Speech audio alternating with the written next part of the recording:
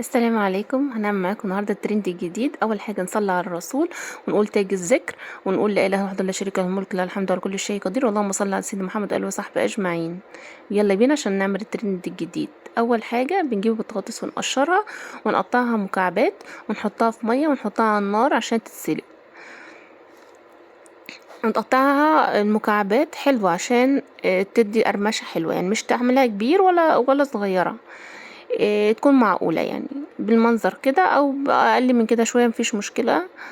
بعد كده بنجيب صاج ونحط فيه فويل او حاجة مش تلزق ونحط فيه زيت وندخل الزيت يسخن في الفرن.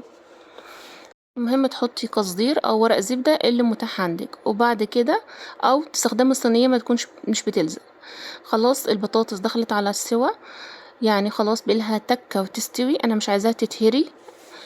تمام، هطلعها من الحلة وهشطفها شطفة واحطها في المصفى تصفى كويس. وبعد كده بعد ما اغسلها واشطفها واسيبها تصفي مفيش حاجة يعني مش كتير. وبعد كده هجيب النشا، هنجيب نشا وهنرش على البطاطس نشا زي ما قدامكم اهو. هنرش عليها نشا وهنقلبها كويس بحيث ان البطاطساية نفسها كلها تتغلف بالنشا، عشان النشا دي هي اللي هتدينا القرمشة. وهنقلبها يعني نقلبها كويس. بعد كده هنصفيها اي نشا زايدة هنصفيها من المصفى. هنا بقول لكم ان احنا هنقلبها كويس ونغلف البطاطسايه زي ما انتم شايفين كده، وبعد كده هنصفي النشا الزايد من المصفى اللي قدامكم دي.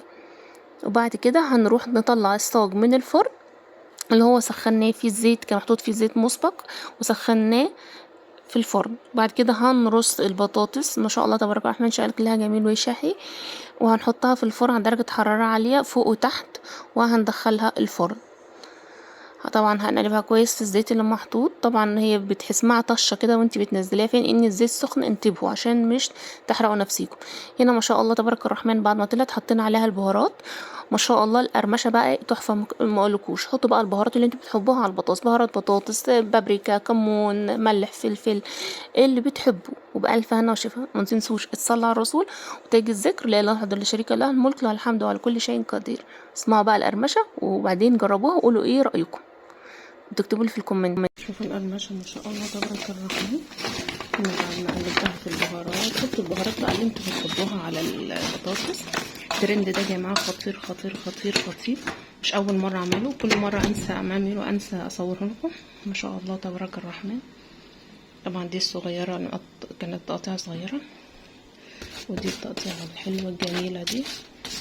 كلهم ما شاء الله بيقرمشوا خالص تبارك الرحمن ما شاء الله. سامعين صوت القرمشه؟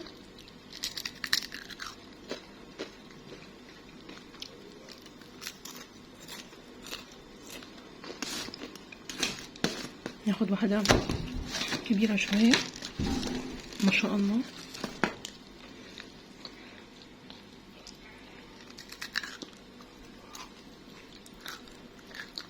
سامعين ما شاء الله صوت القرمشه هيجي ان شاء الله تبارك الرحمن.